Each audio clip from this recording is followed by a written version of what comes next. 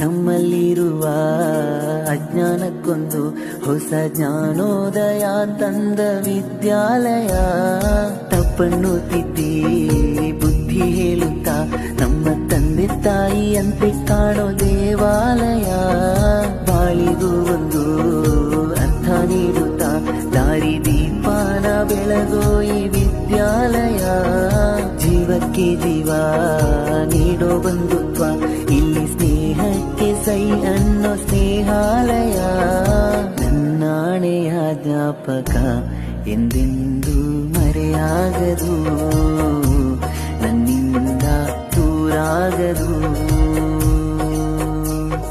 ಕಣ್ಣಾರೆ ನಾ ಕಂಡ ದೇವಾಲಯ